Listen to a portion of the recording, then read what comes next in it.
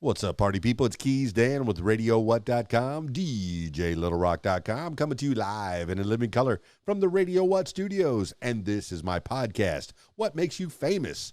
It's an extension of the RadioWhat.com internet radio station that I've been running for quite some time. And if you need DJ services, where do I always send you? DJLittleRock.com. One more time, DJLittleRock.com. Check availability and get a free price quote, and maybe you could have me at your next event. You know I like to party with the people. The people need to be entertained. Are you not entertained? Let me entertain you.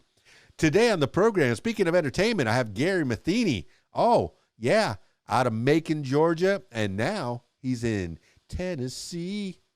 Tennessee. Yeah, that's the place you ought to be. I'm not sure where Cleveland, Tennessee is. I'm going to have to find out from Gary Matheny. I'm looking forward to having a conversation with him and finding out more about Gary Matheny, singer, songwriter out of Macon, Georgia. What do I know about Macon, Georgia? Not much. I know Athens, Georgia. I know Atlanta, Georgia. I know Stone Mountain, Georgia. But I'm going to find out about Macon, Georgia from Gary Matheny. So stick around. This week's shows, well, I think I'm at the Rab on Friday night in Conway, Arkansas, the Video Dance Party Karaoke Jam, my usual Friday night gig.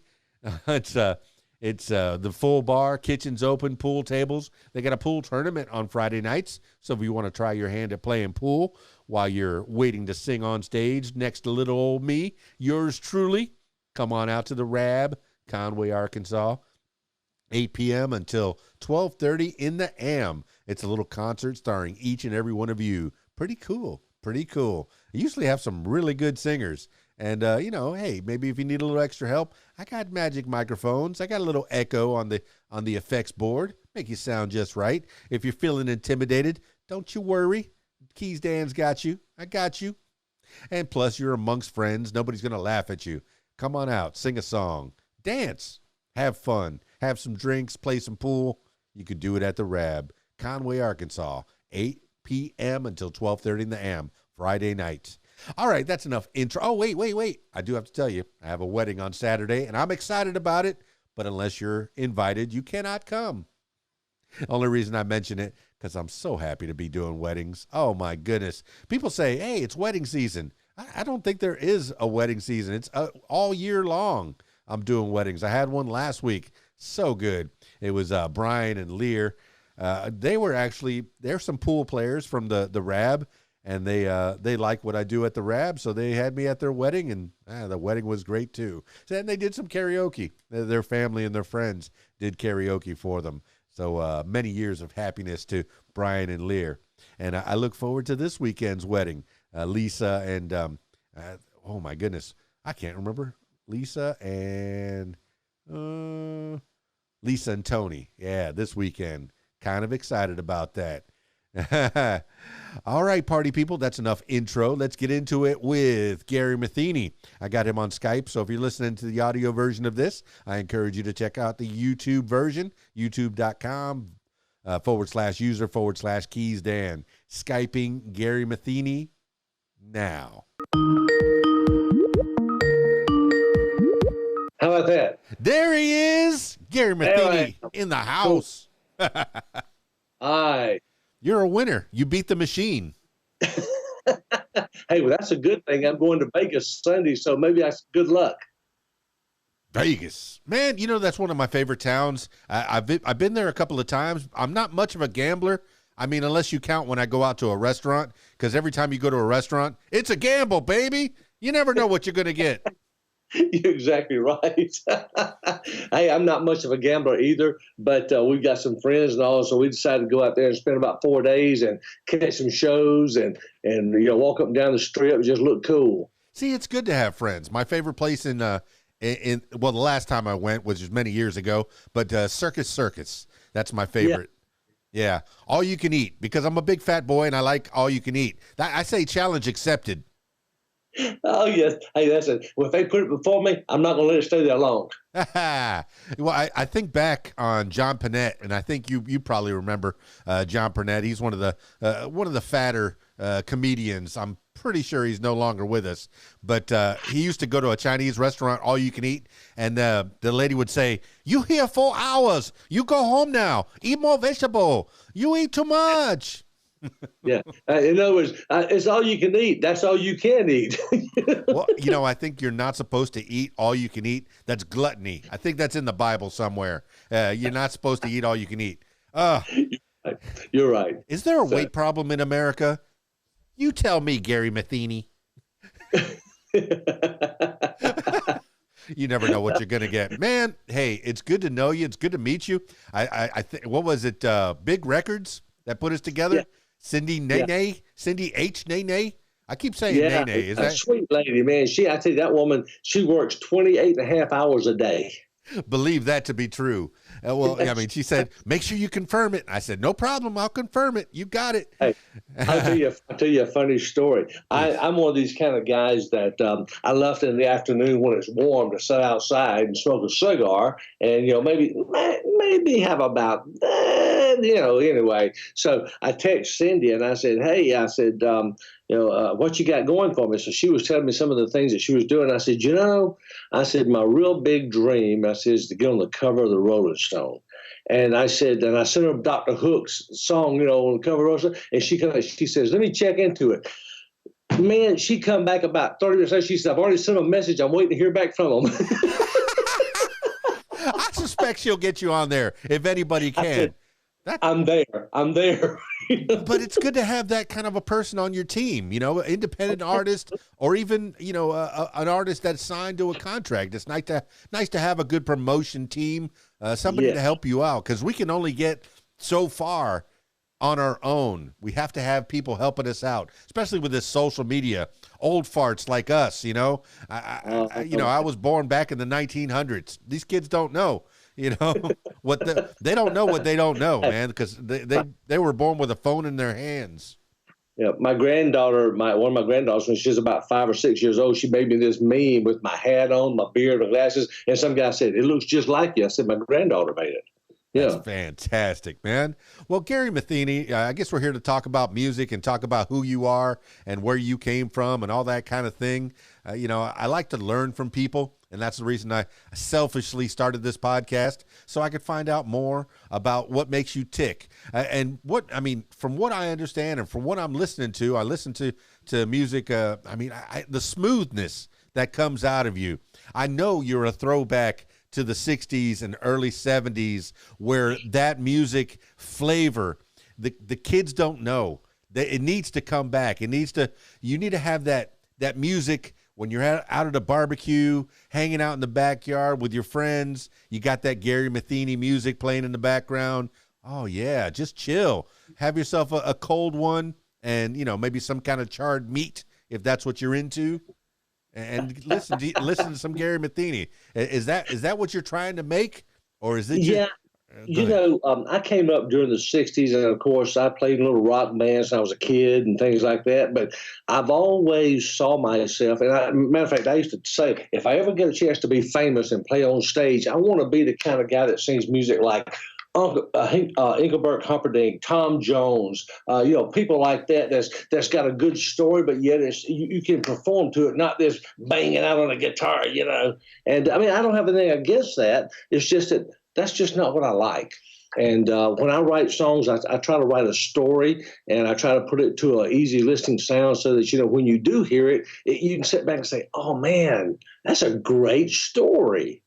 More people know about Tom Jones than Engelbert Humperdinck, and I think that's a crying shame. I worked on a radio station down in Miami called Exito 105.5, and we played disco music and Spanish music and, just all that kind of thing. But Engelbert Humperdinck, I loved playing him because I wanted to say his name on the radio, and I know he had a disco version of one of his songs, and it was just, hey, here it is, my favorite thing to say on the radio, Engelbert Humperdinck. There you go. That's so true. That's I true. think that, But you know, even Johnny Mathis. I mean, I love Johnny Mathis music. It's just so great. You know, back when I was 18 years old, and I think this was a time that really changed my taste in a lot of stuff. We went on a senior trip on a cruise, and in the lounge they were playing "The Girl from Ipanema," and I heard it, and I thought, "Dang, that is what I like." And so, you know, that's kind of where it made a big shift for me.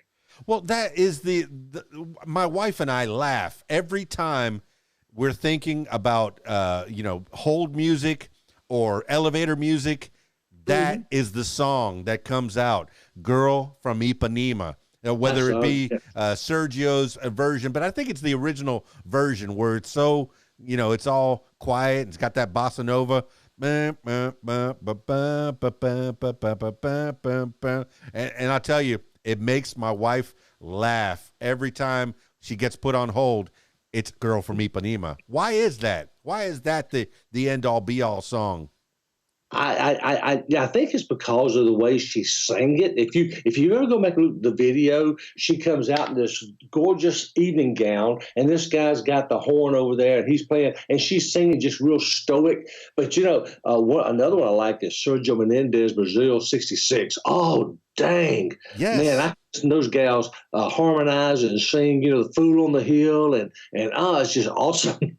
But I think that version was featured in Austin Powers. It was. And a lot of that music came back. Burt Bacharach, his version with the Posies. They updated quite a bit of that music from the 60s. Kind of that Tom Jones, Burt Bacharach type music, and they updated it for that movie. So I like that some of the new movies, and I know that's not even a new movie. That's a movie from like 99. That's back in the 1900s. All the kids that are listening, but I like that movies will dig back. I know Quentin Tarantino's really good about digging for music from the 70s and bringing all that back, bringing that classic rock and even just that smooth sounds. Yeah. Oh, the sweet sounds of the 70s and even the 60s, man. There's music in there. There's stuff that needs to be revived, and you're not actually playing mostly covers from there, but you're also writing songs in the style of. Is that what you're doing? Yeah, pretty much. I mean, when I write, someone asked me one time, and said, "How do you write?" And I said, "Well, sometimes I just pick the guitar up and I'm strumming some chord progressions, and I think, oh, that's pretty cool. And then I'll start trying to put words, and then sometimes I'll start writing a song, and then I'll say, well, how am I going to put music? But a lot of times I'll just write lines, 3 or 4, 5, 6 lines. I'll put in a file somewhere, then I'll pull it back out, edit it to something else, and it comes up to a song. It's just kind of strange, but I do like the smoother sounds. I like the easy listening sounds. And, if you go back and listen to the Beatles and some of them, the words not always were philosophic. They were kind of elementary. It's the music. But nowadays, we don't hear the words anymore. We hear the banging out sounds, but we don't hear Jerry and the Pacemakers were probably the best in the world. I mean, I love the way Jerry just did the real smooth sounds and sang and Don't Let Your Son Catch You Crying. I mean, it just told a great story. It was smooth. There was a joke a comedian said back in the 80s. Now, let me tell you, I think of the 80s as 20 years ago. It's 50 years ago almost, but whatever. He said, Jerry and the Pacemakers, I'll bet you half of those guys are wearing pacemakers by this point, That's right. I would not doubt that a bit. But man, you sound like you've been doing this a while. You're from Macon, Georgia, according to your bio. Tell me about a young Gary Matheny in Macon, Georgia. When did you start getting into trouble, into music, or what kind of things were you into growing up, family life? Well, I when I got out of grammar school, what we call grammar school now was the 1st through the 7th grade. You don't call that anymore. We moved to another county, and I met a guy that played guitar and played a little band called the Belvederes. And he and I became best friends. And so I said, hey, I want to learn to play the guitar. So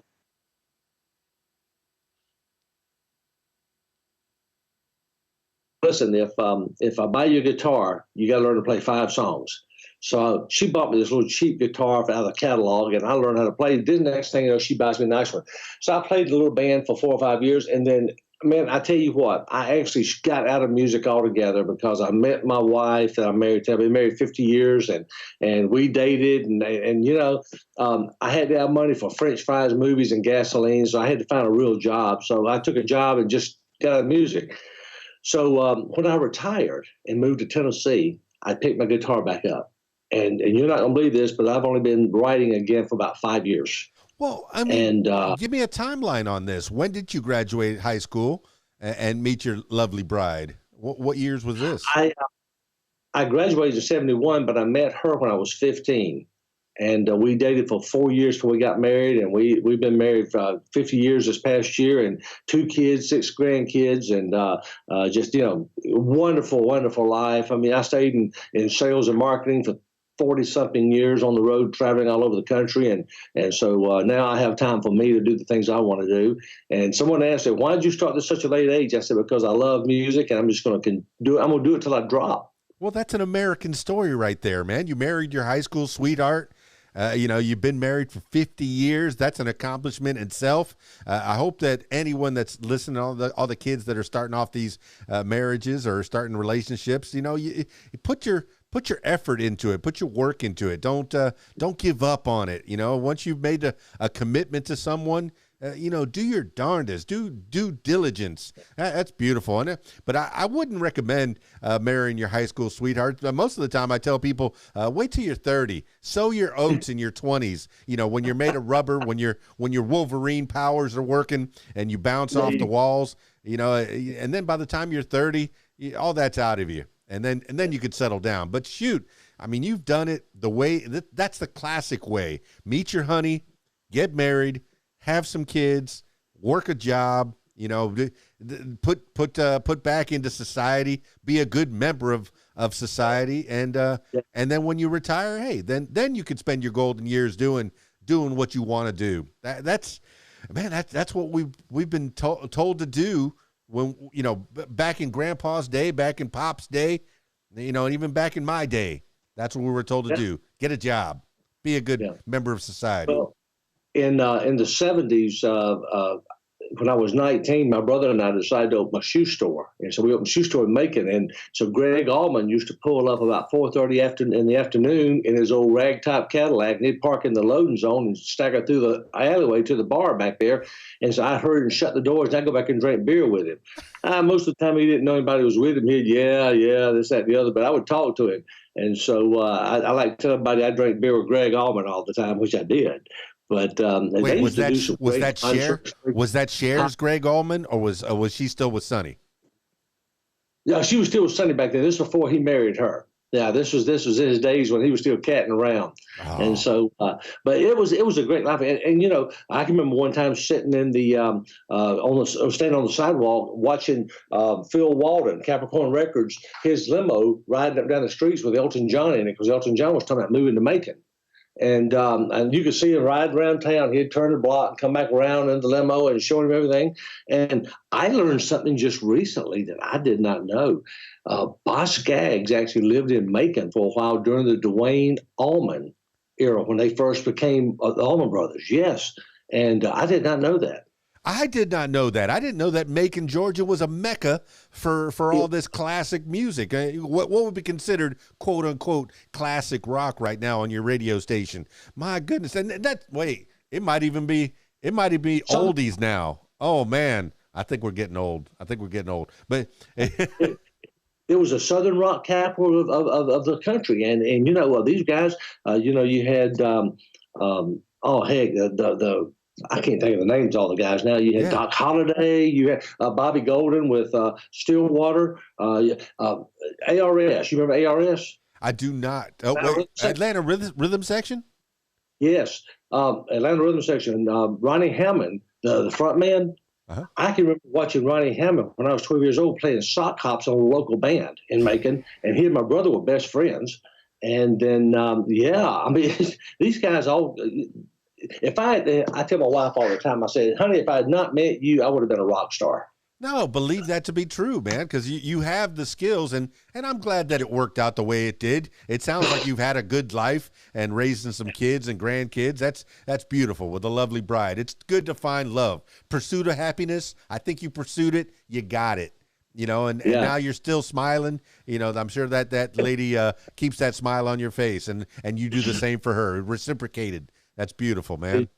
But you know, you're writing songs, and you're now for 5 years you're able to. Well, I mean, you moved from one Mecca, Macon, Georgia, and I know that there's like Athens, Georgia, and even Atlanta, Georgia is hot Atlanta. There's different areas with different types of music genres attributed to them. So Georgia, yeah, it's pretty big on music. I know Athens is where Hootie and the Blowfish came out of there, and a lot of college REM, that kind of thing. So there's a lot of music in Georgia, but you moved from one Mecca to another in Tennessee. How close are you to Nashville? I'm 2.5 hours south of Nashville. Okay. Well, I think my mom moved there. She, you know, we're from the Florida Keys, which is where Keys Dan came from. And I think she's just now building a house a couple of hours south of Nashville. Haven't been there yet. Need to get there. Love you, Mom. I know you're listening, you know, but you know, I think she's moving out there, and I'm kind of interested in, is that like the country part? Is it really, is it secluded? Nashville is in Middle Tennessee, and you've got some areas that are now. There's a lot of folks that move south of Nashville, like down to where I live in Chattanooga, because they want to get out of the rat race of Nashville, but yet they're still close enough to go back and record. But you've got the Brentwood area and the Franklin area, which has got a lot of the stars lives there.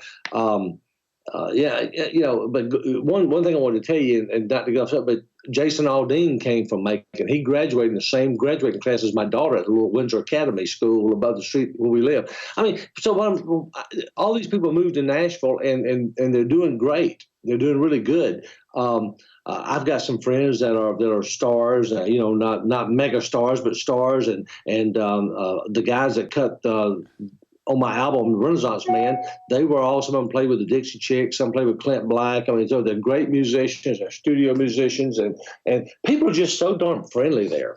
Well, it's the place you ought to be. And there's you know, there's what is it, Broadway?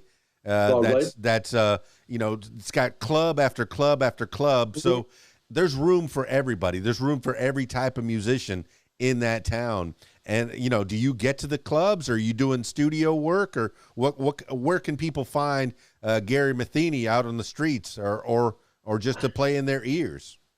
Well, you know, it's funny you ask, because the lady who is just hooked up with me as far as a booking agent, and I haven't played out anywhere. I've done all mine on social media, and she was telling me, she said, you know, you've done so well in the last 5 years. If we could get you on stage, we don't know what can happen.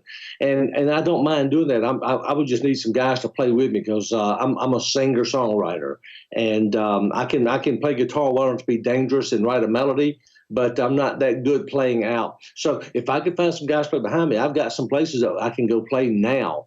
But most of my stuff has just been on social media, and I've got out all over the world. I've got one song, I don't know if you listen to Solo Dos Gatos. That's my signature song on my album. It's number 5 on the album. It's been played over 100,000 times around the world. It's charted number 1 on 5 different internet radio stations around the world, and I've not played the first time on stage with it. See, you know, it's once again, you have people that are helping you out, that agents that are looking out for you and saying and helping you, telling you that you've got it, man. You know, now let's get it out on stage. See if you can actually make some money off of this thing. I mean, whether you need it or not, you worked a whole life. You probably got some kind of a pension, but so you can relax into this career. If it makes some money, great. If it doesn't, hey, also great, but it'd be better if it made some money.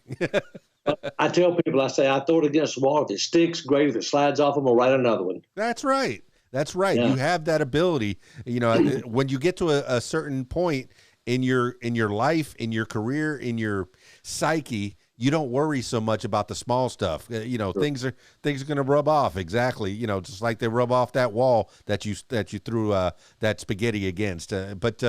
You know, I know that I used to worry so much more when I was in my 20s, trying to grab that almighty dollar and what am I going to do to get it and, impress chicks. But you didn't have to do that. You already impressed that chick at 15. So that's out of the way, but beyond, impressing that one gal, and I know I'm ping-ponging back and forth. I mean, what else were you into in high school? Were you played the guitar? Did you take it on stage with the Belvederes? What kind of gigs were you playing with them? Well, actually the Belvederes, I was with a group called the Good Guys back in the 60s, and we played all around all kind of parties, dances. I left there and went with some friends of mine to a little group called the Electric Hourglass. That was back when they started wearing Nehru jackets and getting more into cream and things like that. So and then I just finally, like I said, I had to get a job to pay for things, the little gal and gas. But I have no regrets about that because of what it taught me. If I had not done that all these 40 years, I would not have been able to market myself like I'm doing now. And so I learned a lot. So everything comes in its time. Well, and I tell the kids, hey, get a day job so you can have that steady paycheck and the insurance, because a lot of musicians don't get that good insurance, sure. Unless you're backed by a big record company, and then they're going to take half your money and to give you that insurance, but that's the record business. I guess the entertainment business as a whole, the money can be good, but the work's not steady. It's a hustle, a straight up hustle. So if you're working for somebody, working for the man, you get that 9 to 5. Maybe it's not a great big paycheck. Maybe it is, but at least you're going to get that retirement, and it affords you to be able to do what you want to do at night, do your thing. I got the day job, and then I do the DJ job at night. Now, all through your corporate time, did you always keep a guitar in the background? Did you play it for your kids? You never played it for 40 years? I did not even up until I to Tennessee and started back writing songs. It was the most amazing thing. It stayed in the guitar case, just never picked it up. And I always thought, I bet the neck is warped. No, it was in great shape. So when I decided to start back playing, I pulled it out, tuned it up, got new strings, tuned it up, and started playing again. All right. Well, you say you started out with an inexpensive version, but then you got the better version. What is the better version? Well, the little guitar stuff, it was a K, and I think Sears sold them. But anyway, my mom bought me a nice electric Kent guitar, and so I was happy as a lark with it. And then on my birthday, on my 12th birthday, or maybe 13th birthday, she surprised me with a Gibson SG, a 1968 Gibson SG. She bought the thing. She went to the the music store, and she says, "I don't know what to buy." She's going, "I want to buy my son a nice guitar." It was $276 back in 1968, and I still got it, and I still play it. You want to see it? That's about $1,000 guitar right now. Beautiful. No. I had that about 10 times. Exactly. Okay. Because that's one of my favorite guitars. My cousin Timmy played a Gibson SG. That thing was, and it sounded so good for most things. But yeah, go ahead. I want to see it for the people that are watching the video version of this. If you're listening to the audio version, check out the video version. Look at that thing. That is the standard Gibson SG with that classic finish, man. What year is that? It's 68. That's a beautiful guitar. Yeah, absolutely gorgeous. And it still plays well. I'm sure it plays even better.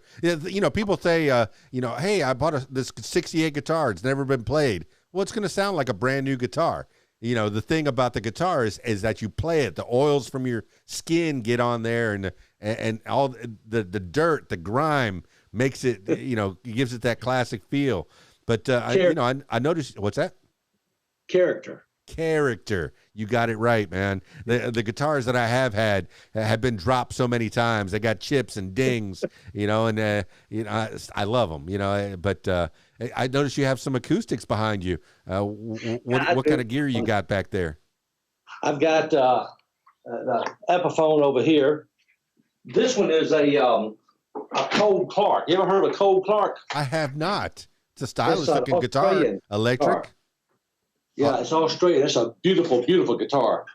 And of course, then I've got my Martins and things. So I really like my acoustics better than I do the electrics. And it's simple because they have such a more of a mellow sound to them.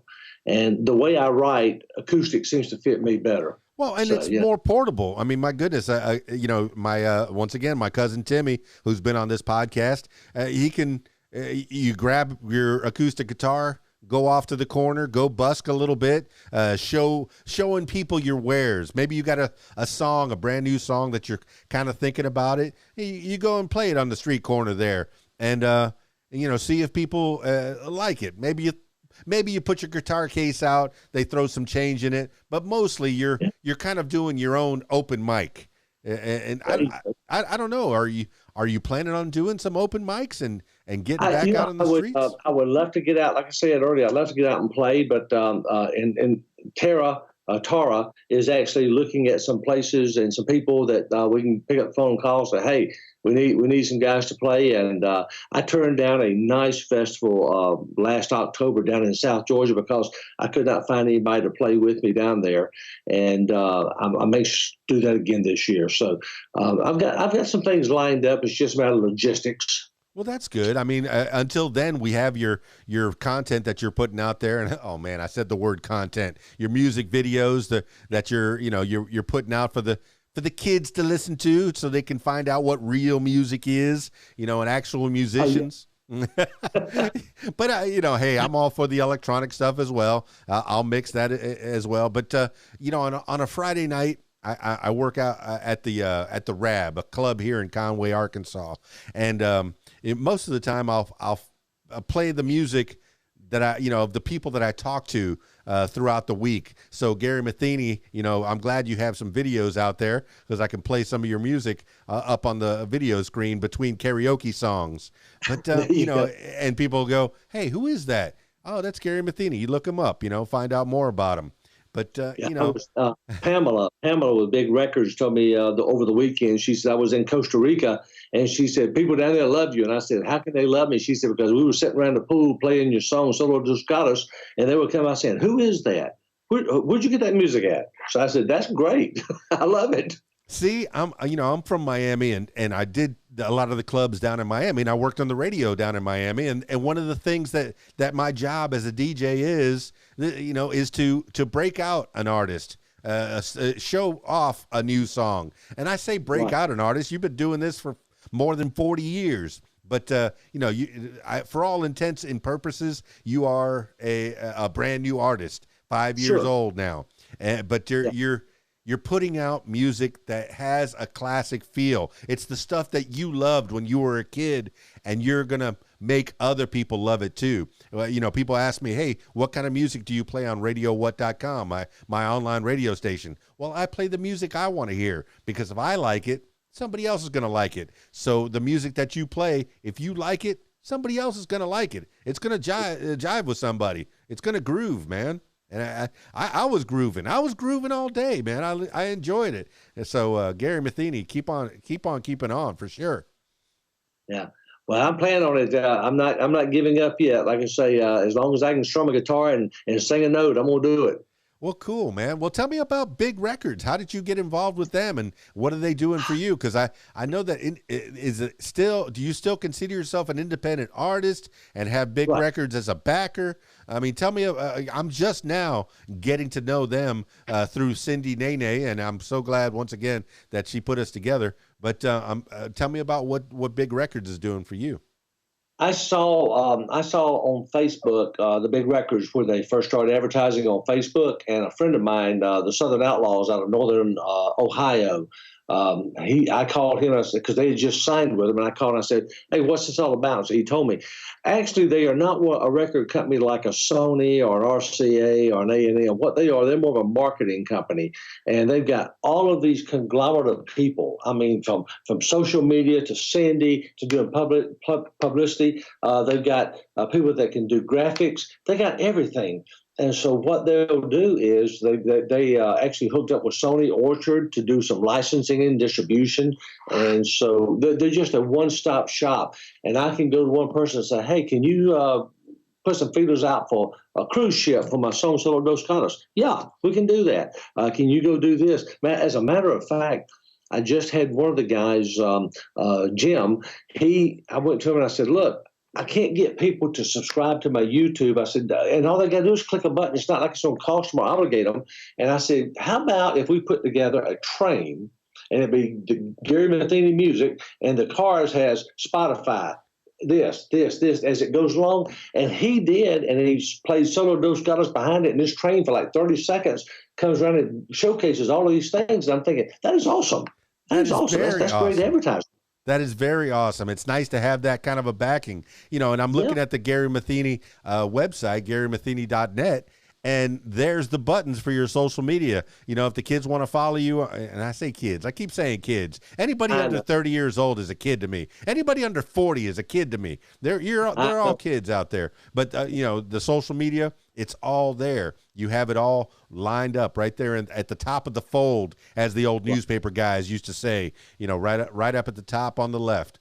But I also see that you're involved with some of the independent award shows as well. The ISSA. I know that there's the Josie Awards out there. I mean, tell me about how you get involved with that, and how do you submit your music to become get recognized by the ISSA and other award shows?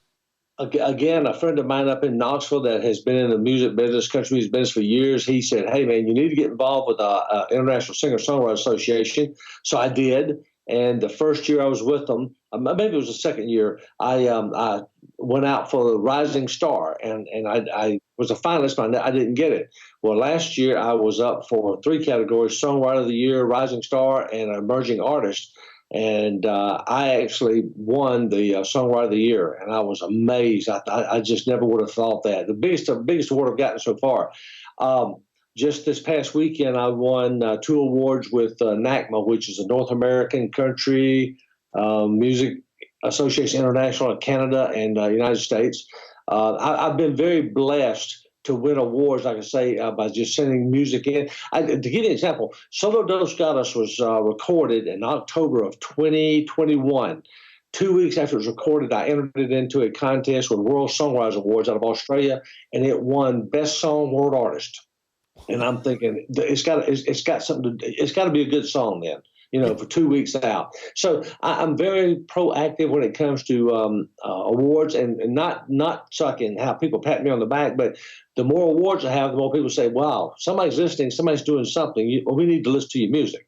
Well, it also affords you as the artist to let you know that you're doing a good job, because people will put stuff out into the world. I can keep telling jokes all day long, and if nobody says, hey, that was a good joke, I'm going to feel like, maybe I didn't do it for any reason. Maybe I'll stop telling jokes. Maybe I'll stop doing this radio thing. If nobody listens, maybe but people do listen, and people do respond, and people do give feedback, and that affords you as an artist. Every time I do a party, I did a wedding last weekend, and I had so many attaboys at the end. Attaboy, attaboy, attaboy. And that's nice. I feel every year I feel like I have imposter syndrome, I don't know, maybe I shouldn't be doing this anymore. Am I too old? Should I stop? Am I irrelevant now? Maybe I should go sit in a rocking chair on my front porch.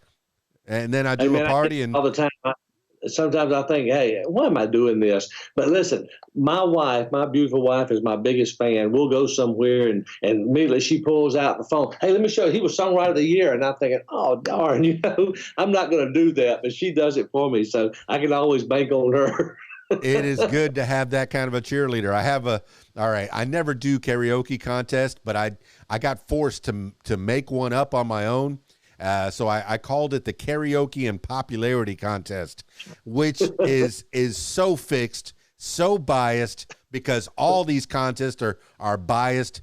I say everybody that walks into this club gets a vote, and if you want to buy more votes, go to the bartender, buy them for $5 a vote, and there, I had somebody spend over $100 to get a $25 prize and a T-shirt. So it worked. The Karaoke and Popularity Contest. Now, sometimes, and more often than not, whoever wins the contest is, actually very, very good.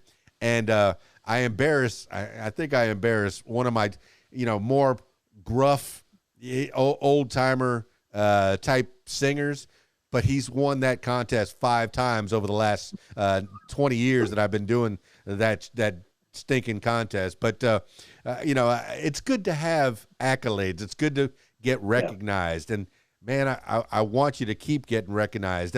You're the first one to tell me about this North American Canadian thing that I've never heard of that one. Yeah, well, they have it in Pigeon Forge every year. And the first year I won Most Promising Traditional Country Songwriter. This year I won 2 awards, Songwriter of the Year. And so then not only that, but I got hooked up with a company out of Los Angeles called Academia. You familiar with them? No. I sent Solo Dos Gatos into them, and it immediately won the March Song of the Month back in 2022, which boosted me to their put me in line for the Song of the Year. And so that's coming up in May. And it'll be a virtual thing. It won't be where you go on stage because COVID stopped all that. They've not really got it back going yet. But anyway, that's going to be another big award, hopefully, or award program rather, not award. But I don't know if I won anything or not, but an award program. But those are the type things that, and of course, that's the place that's played it so many times around the world, almost 100,000 times. So they really have a lot of stuff coming out of L.A. That they can do. So, I've tried to hook myself up with people that can actually do something that has a credibility. I don't want to just enter any Tom, Dick, and Harry contest because, like you just said, some of them are popularity things. And it doesn't matter what you do if you're not hooked up with somebody. But ISSA is legit. NACMA is legit. Academy is legit. These are places that they have judges that they actually judge the songs, not just your peers. Well, Solo Dos Gatos. I'm half Cuban from Miami, and I know that means, it's like 2 cats. Just 2 cats, right? Just 2 cats. What made you want to call it that, and what is that song about? Was there 2 cats involved in it? Is it actual cats, or is it a couple of dudes making a song?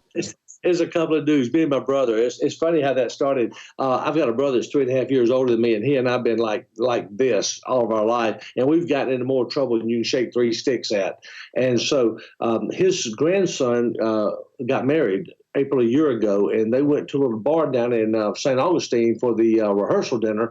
It was called Dos Gatos, and it was in Old Town St. Augustine. And so behind the bar was a beautiful, beautiful picture of this pirate girl with her hat and the plume sticking out of her hat. She's bouncing on her foot, and she's laid back, and there's a cat beside her, and then she's the other cat, 2 cats.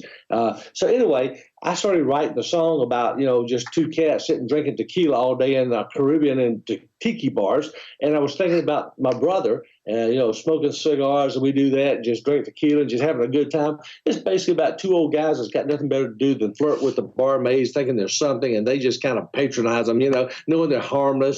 And if you've seen the video, you'll see exactly what I'm talking about. Well, that's beautiful, man. You're making me homesick for the Florida Keys. That's the kind of stuff that I used to get into with my brother. And I mean, is it just the one brother, and has he been with you on this musical journey almost your whole life, or on and off? Yeah, he's actually my financial backer.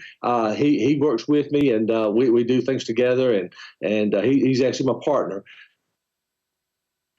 I just got through recording a new one in Nashville. Now, I want to be a multi-genre songwriter. I don't want to be country. I don't want to be pop. I don't want to be trop rock. I want to be a multi-genre. I want to be able to cover all bases.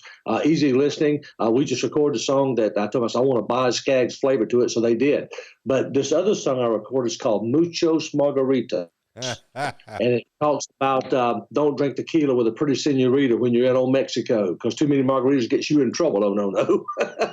Well, I mean, that sounds like a formula in itself, man. I want to be a part of that song. I want to live that song. Once you start listening to this type of music and you start really hearing the words, because there's some new songs, there's some new singers. Some of the rappers have a good story to tell, in that kind of a genre. But you're actually singing songs with a storytelling form. People can understand the lyrics, and if you get into the lyrics, you're gonna come away with some knowledge. I like that kind of a song, that kind of I a do singer too. songwriter. And I do. you Yeah. get inspiration from everywhere. I want to know about Juliet. I did listen to that one in full. Tell me about Juliet. Who is Juliet? Juliet is a story. It's actually filmed in Juliet, Georgia, which was the home or the film of Fried Green Tomatoes. Okay.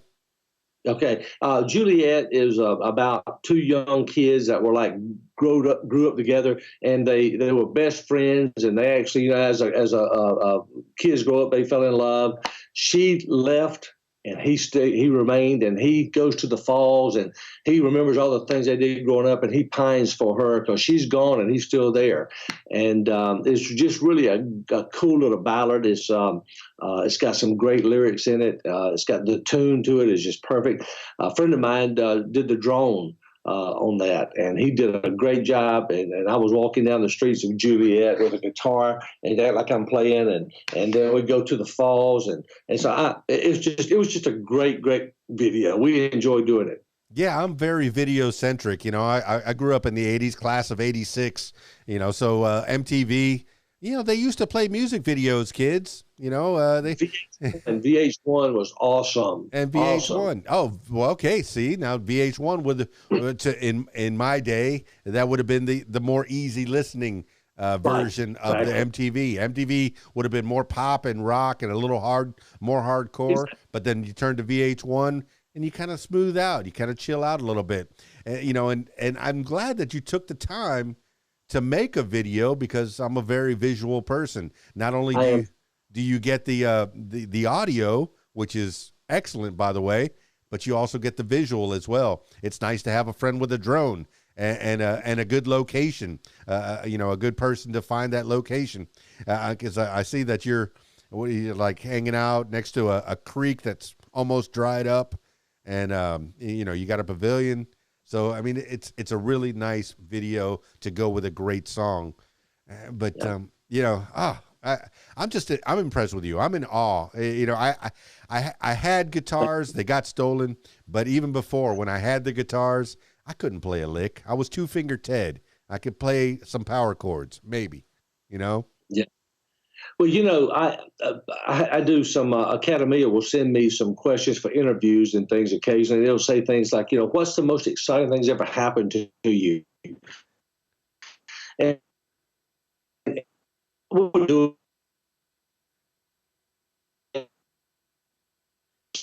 watching us. We got through. Who are you? And I said, well, I'm really nobody. We're just doing a video. She said, can we have your autograph?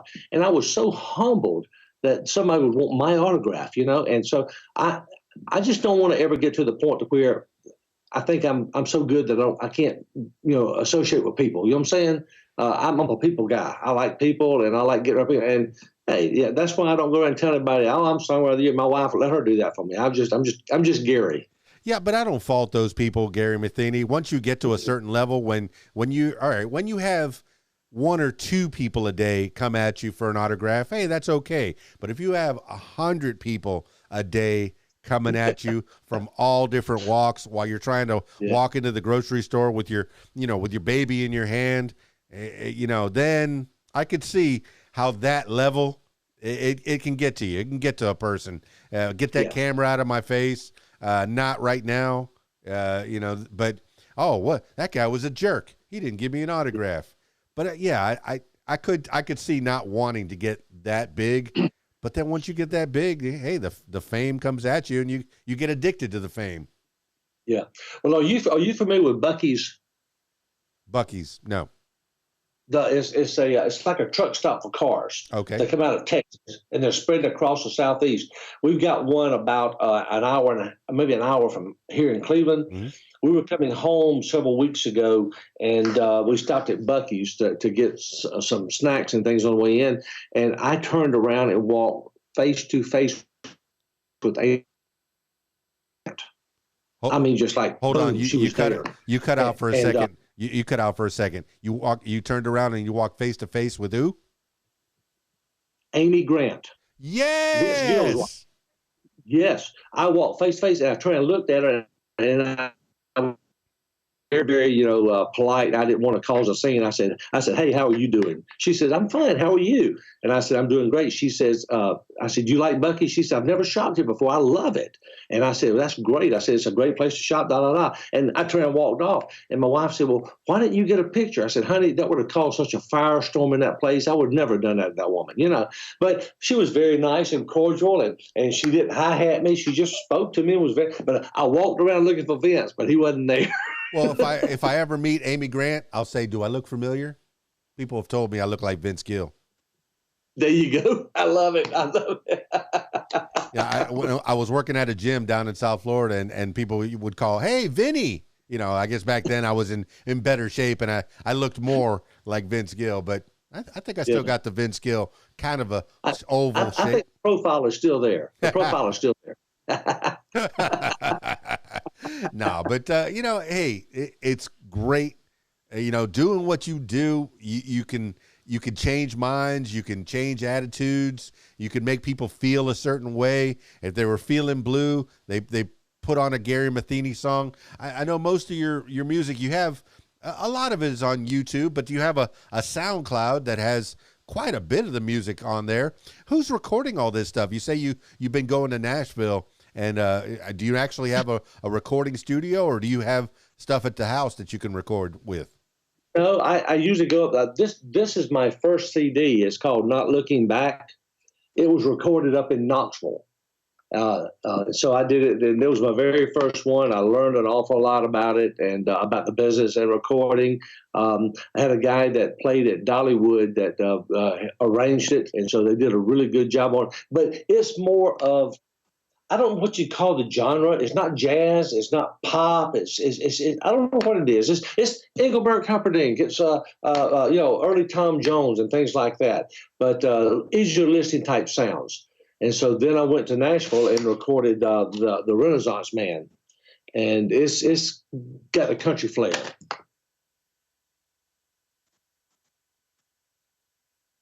I lost the audio.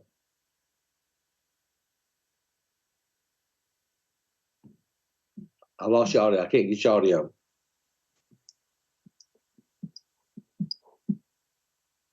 Oh, okay. I think where you fit in genre wise would be kind of Americana.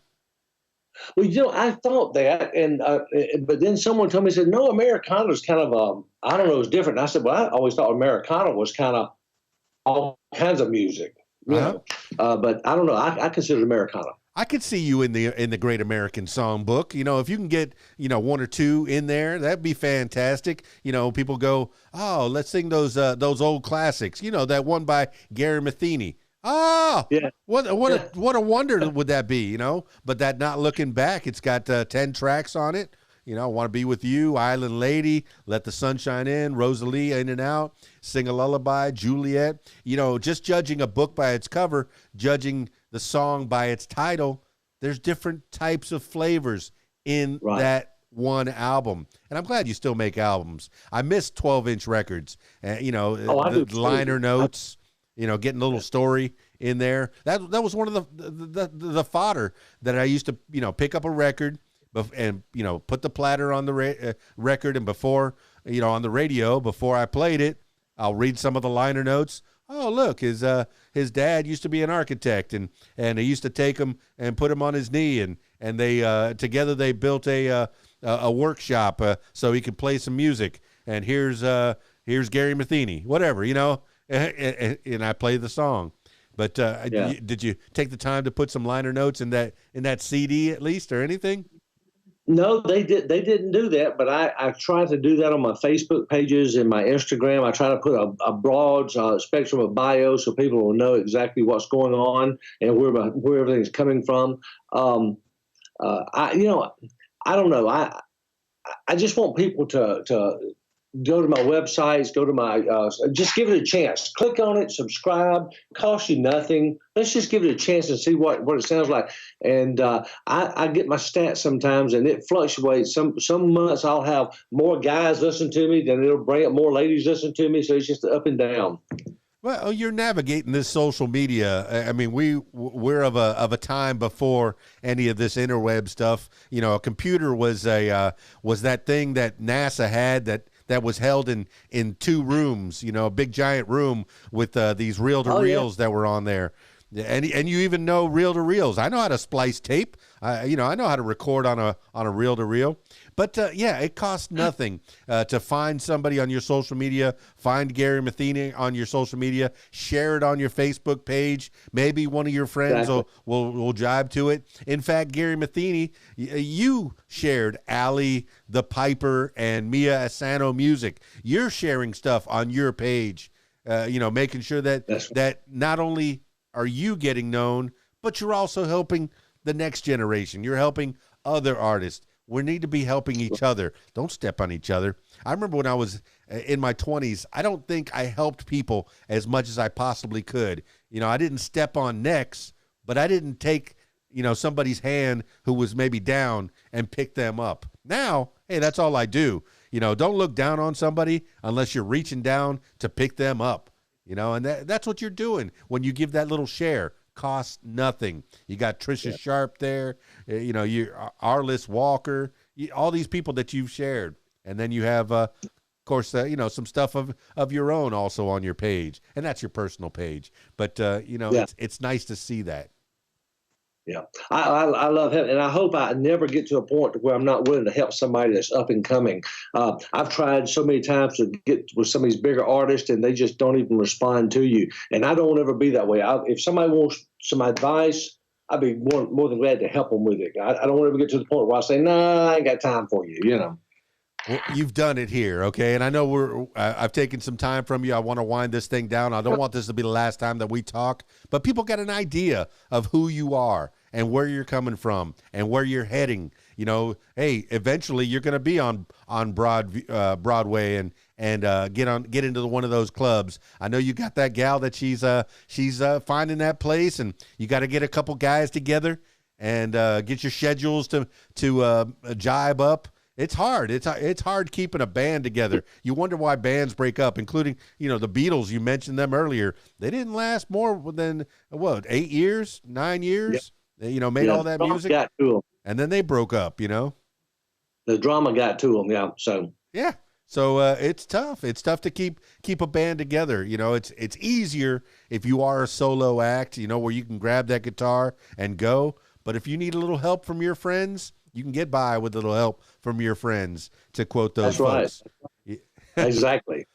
So I hope you do find those friends. I'm sure you could find somebody in the Nashville area who will play with you. Somebody play with Gary Matheny. Slide into his DMs, business only, and collaborate.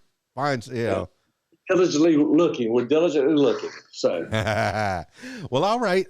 Hey, I want you to give, as we wind this thing down, I want you to give shout outs to people that have helped you along the way. I know that this could be a little daunting because sometimes you go, I don't want to miss anybody. Well, I mean, just the people that have helped you over the last, couple of years, getting the word out, and then we'll wind this thing down and take it home.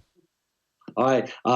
With Lee Jordan, a really good friend of mine. He recorded one of my first songs down in Monticello, Georgia. Arliss Walker has been a great help. Arliss and the Outlaws, those guys have helped me, give me some advice. My brother, who's my producer, I say my financial backer, Mickey Matheny. My producers up in Nashville, Big Records, Pamela, Jenny, Jim, Mark.